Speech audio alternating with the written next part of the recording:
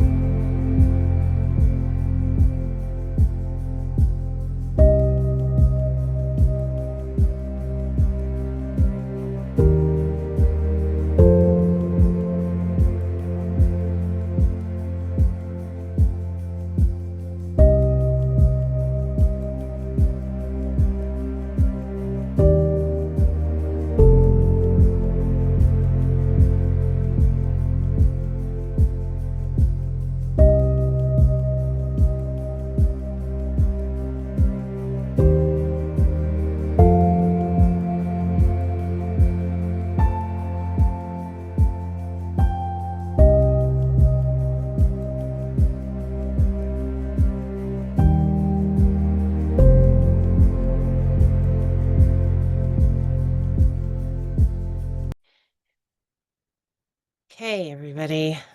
Getting comfy now. You guys have gone through the slides. You've seen the different kinds of soul contracts. You can leap back, check that out later if you want to read more. You can go back and reference that. But let's just start talking about this. So, family contracts, obviously, that's with your family members. Family contracts are amazing. Most every Akashic Records reading I've gotten into, they've had the same family members around them repeatedly. And so have I. Not always in the same roles or capacities. You might be a child in one role, you might be a parent in another role to who was once your parent in a lifetime. Um, Different family roles will shift, and this will also involve extended family. It can also involve animals that are part of your family. So roles can shift, but these people are normally actively present in multiple incarnations. They just take different roles. And then you get into your exit points. Now, there are several different times in life when you can choose to exit the life. And this has happened to me quite a few times. That there have been situations that have happened to me um, where whatever you want to call it, near-death experience, and that's a whole nother thing for a different podcast. But you know what I'm talking about. Or I've had to make the choice. Am I going to leave or am I going to come back? Um, so the exit point is not set in stone. People choose when they're going to leave. And I've also worked in healthcare and taken care of many people when they're on their way out. And a lot of them fight it because they're scared of death or they feel like it's not their time to go or they have unfinished business, whatever the reason, they fight it. And so they last longer than maybe what the exit point should have been. And then, of course, you get people that decide this place just isn't, it's not serving them anymore. And so there's, exit points for that as well. And like I said, it's all free will. It's nothing is set in stone. And there are people that come into your life that either take you to another point where it's like, hey, maybe we don't want to exit yet because look at all these things that still need to be done. And that doesn't always mean it's a suicide, by the way, people. Um, and there's also people on this side living in when you exit and beings and that help you heal and move on after you choose to exit. So whatever that exit ends up being, there are beings there to help you. As a medium in this life and someone that communicates through veil and all sides and dimensions and beings and whatever's, I get a lot of suicides to help and because I understand that pain. There's a lot of other reasons in it too, and past life experiences and all of those things involved in this as well, just like with everybody else and all of you out there. This is why it's important to get your Akashic records read. So you know all these amazing gifts and why you have them and how you've developed them, other lifetimes, and all of it's so important. But I I get suicide, so I help them move on. I don't want people to be stuck in their pain. There's no reason to leave this life and then be stuck in the pain that you tried to leave. Like that's kind of my role there. So exit points. And then you have your volunteers. I am also in a volunteer role in this soul contract. And by the way, you guys, soul contracts are very detailed, very intricate, multiple levels to these things. You're not just one thing or the other. Um, Volunteers have come here to affect change in Earth's history in certain periods of time. They're like, I'm coming, I'm doing this for whatever reason, and they're here to affect change and to move the planet forward and to get to higher vibrations and higher frequencies and get us out of this nasty, dense greed, war, icky, nasty, patriarchal, all of things system. Because everything is supposed to be balanced. You're supposed to have male and female being equal. You're not supposed to have all this war and nastiness and poverty and then like very few people up here. Everything is supposed to be balanced, right? So you have your volunteers to affect those changes, and they come in a lot of different forms. They might just be a parent. I am that like generational breaker in my family for sure. But because of those things that I've had to break and because of things that my parents taught me along the way, they they are that volunteer for me. And I have massive ties to my parents in many lifetimes through all of the universe. So it's important to get your Akashic records read for that reason too, so that you understand that relationship, especially with your parents, and especially with your mother. You lived inside of that person. You are tied energetically to that person more than any other person on this earth.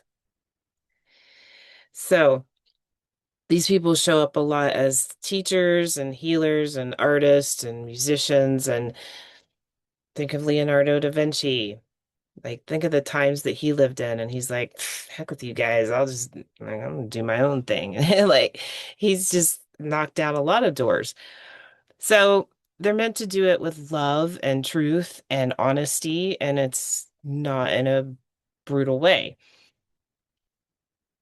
And then you get to like the stranger effect. People will go in passing. Maybe you don't know them for very long, or maybe you don't know them at all personally. Maybe you're just watching a TV show and somebody says something and you're like, oh, hey, ding. Um, So these are these kinds of instances. It's not meant to be a long time relationship. And as hard as it is to, easier said than done, obviously, to just let life flow, right? I'm always there trying to let life flow. It's important to let relationships just flow as crappy as they can be, as good as they can be, as amazing as they can be. People are meant to ebb and flow in and out of your life, and you need to just let it ebb and flow. As hurt as you may be sometimes, there's always a reason behind it, and sometimes it takes a long time to figure out. So just let things ebb and flow because sometimes they're like the strangers and they're not meant to stay. They're meant to put something in front of you to shift something.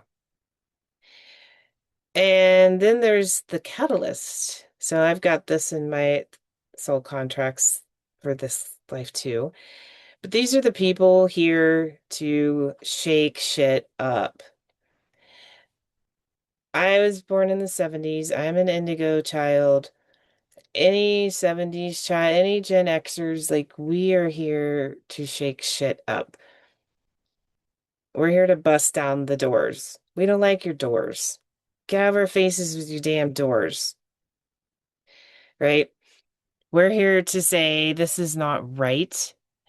And catalyst changers are here to literally shake the system to its core, which is why a lot of volunteers are catalysts. They're here now, right now, in this time, in this existence, because this is a massive shift in Earth's history. And these old systems are coming down, and we're like, we're tired of this. And people want to shift into higher. We feel that higher vibration. We're like, we're out of here. We're done with this crap. That's them. So there's a lot of intricacies and details just within all of this, obviously. I mean, I can go on and on and on and on and on and on for days and days about soul contracts for years. It can never end.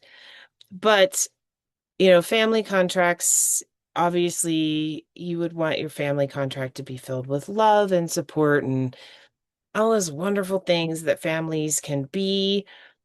And sometimes families just not like that, right? So once again, you guys remember you are born into a family, but that's not necessarily your family. Family doesn't have to be blood. And some people choose a very difficult soul contract with very difficult people to propel them forward. And sadly, sometimes to get people that incarnate into these kind of avatars to live human lives on Earth, to propel Earth and to propel humanity, to get yourself to remember, to unlock, sometimes you have to go through a lot of trauma. They say, like, I'm a very strong empath, and I've been through one hell of a lot of trauma. So, not just in this lifetime, like other lifetimes. And I also remember the very beautiful, joyous, utopian lifetimes and the creative lifetimes of creating things on this earth and all of these things. So they all shape who you are, and your energy carries your soul, whatever you want to call it, carries all of these memories for all time. So your brain just runs this avatar. Your energy stores all of your memories. So when they say, you know, you will start to remember your past lives, the more that you focus on them, the more that you become calm and relaxed. And it is very important to remember these things. And if you need help figuring these things out, like it's there, there's questions on your mind. You're like, I swear I've lived other places and this and that. Like, there's something weird going on here. Like, I don't know. And the aliens have shown up in my life and I'm having communication now and these things, like, whatever it is, you guys, it's meant to happen. You can always reach out with comments and questions, and I will reply. So there you go, everybody. Soul contracts. I will see you very, very soon. Everybody, please like and subscribe. Hit the buttons. It's very important to help everybody's channels grow. And please leave comments. Please direct message me if you have any questions, anything that you would like to see a podcast on, any topics you would like to see covered. We will get to that. Totally. Please like and subscribe. Please share the information with everybody, and I will see you very, very soon. Thank you for coming.